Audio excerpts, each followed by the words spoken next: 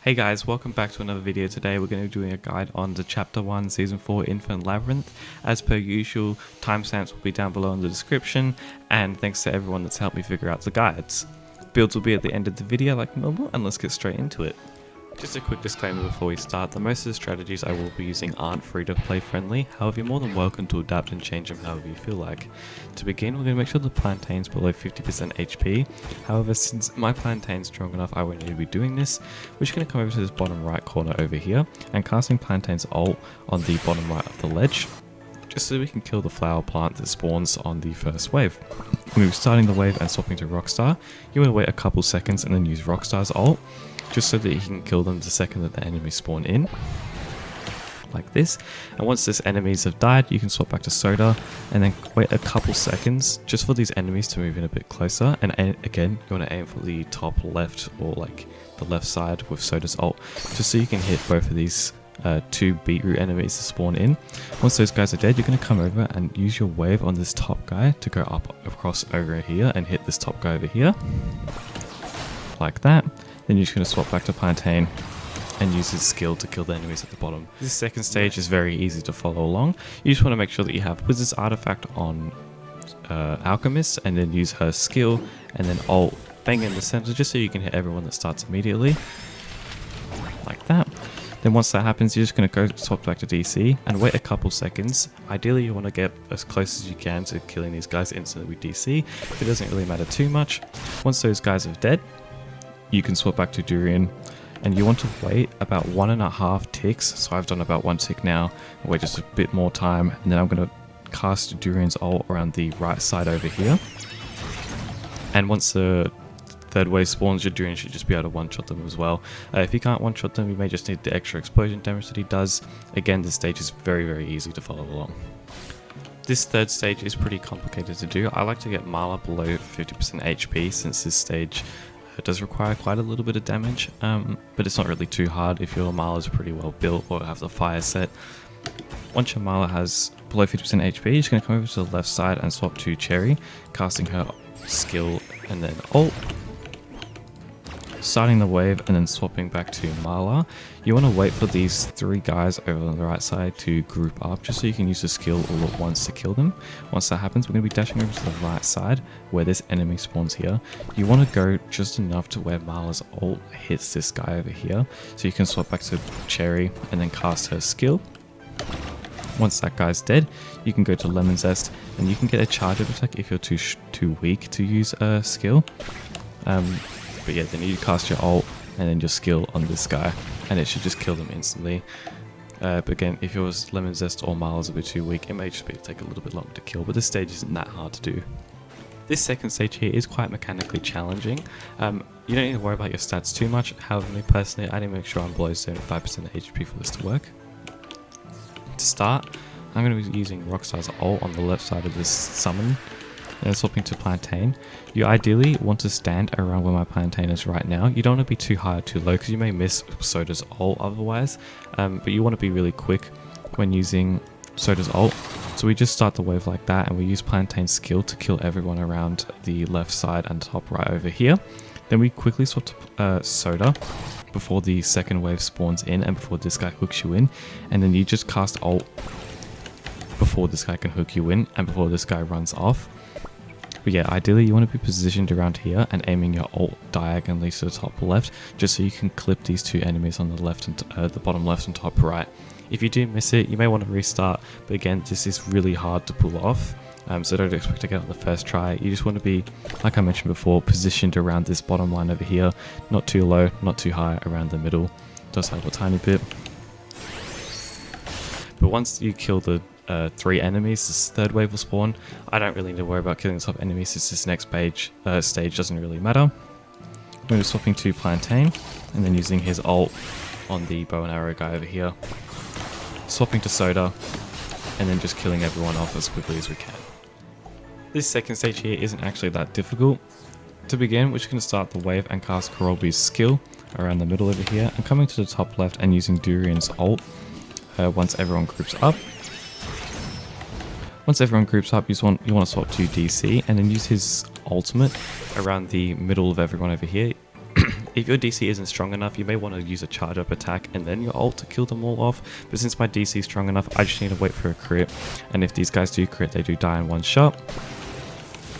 Once this third wave spawns, you want to swap back to Karolby and just use your ult in a single line over here. You want to aim it so you hit everyone, but these top guys and bottom guys should all group up eventually to where your Karolby should just be able to use the ult.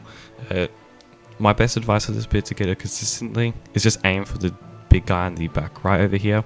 Aim a little bit low since this bottom guy does like to run up, but you don't need to be too precise with it. This third stage, much like the second stage, you want to get below 50% HP on Marla. Once you're below 50% HP, you're just going to be casting, Cherry's ultimate around the bottom left of this summon spawn, and then just starting the wave. And coming to the top right, and then using Marla once the enemy spawn in. You don't want to use the ult before the spawn in because it will do less damage and it will take a little bit longer to kill, unless your Marla is extremely strong and she can just 2-tap the enemies with her ult anyways. Once the wave starts, you're just going to be waiting till the enemies group up, and then using her skill.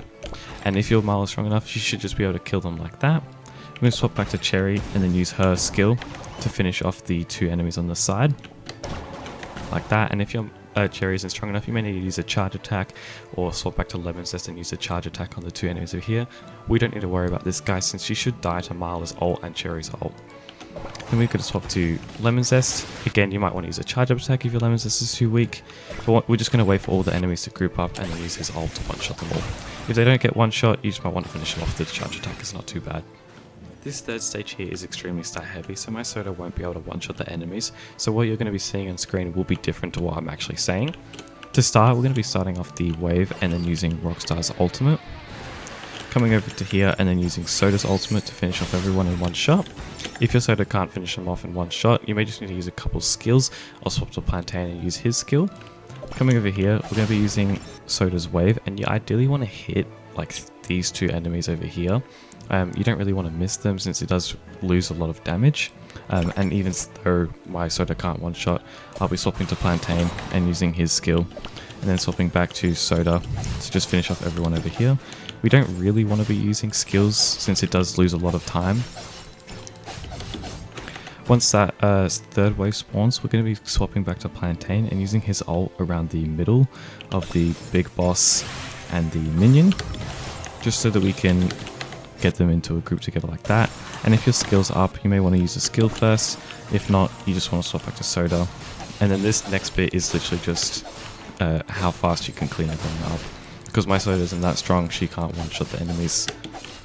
So it does take quite a long time. But you just want to be as efficient as possible, using Plantain's wave to get the defense down on the enemies, and then just killing off as fast as you can. This second stage here isn't as hard as the first stage, but to begin we're going to be starting off the wave and using DC's charge up attack, and then using his ult on the top and middle guy over here. If these guys don't die, you may want to reset so they do die. Then we're going to be coming over to the bottom right guy over here and using a skill. Mine usually does kill him in one crit, but in this case he didn't crit at all. Once the second wave spawns, we're going to be swapping to Karolby and then using her ult on the enemies. You want to kill, I believe, 4 of the enemies to start the third wave. I might be wrong about that, but you do want to just kill about 4 enemies. Coming over to the bottom and then using Durian's ultimate. Once the enemies all get tagged, you want to use his skill like that to proc the passive that Durian has, just to get the most damage. And if you can't kill them in another skill, you may just want to use a basic attack or 2 before you do it, and then that will be the second wave done. This third stage here, I've swapped my Marla to have the ninja artifact on just for a little bit more damage, but to begin we'll be casting off Cherry's ultimate, then Marla's ultimate, and then we're going to be killing the 2 middle guys with Marla, swapping back to Cherry and using his skill. Once those guys have got the skill, going to move to Lemon Zest and using his skill to finish off the middle group. You want to be kind of quick with this so that Cherry's ultimate is still up and lingering so she can tag the mini guy in the middle. Once those 2 bats that spawn group up together, you want to use Lemon Zest's ult so you can one-shot them, like that. My Lemon Zest didn't crit on this guy, so he didn't one-shot them. But then this next bit is just finishing off the middle guy with Lemon Zest's kit. And again, if you're quick enough, the tag will still be applied to the boss, and it will make it a little bit easier to finish off the guy. But yeah, this last bit is just how quickly you can kill this final boss with Lemon It's not really too many strats you can do in here. And that will be the complete guide of Chapter 1 Season 4 of the Infinite Labyrinth. This season is very mechanical heavy and quite stat heavy for Stage 3. I'm going to go over the builds right now. So to begin, Soda's running this with crit damage and crit percent. Rockstar runs this, and on the first stage I swap him out to run this set, and this set. My Plantain runs this, my Durian runs this, my DC runs this, Karobi runs this, and I swap out this set for Alchemist as well, except the artifact, I use Wizard's artifact. Lemon Zest runs this, Marla runs this with Ninja's artifact on stage 3, and Cherry runs this. Thank you for watching, and tune in next week for the Chapter 2 guide.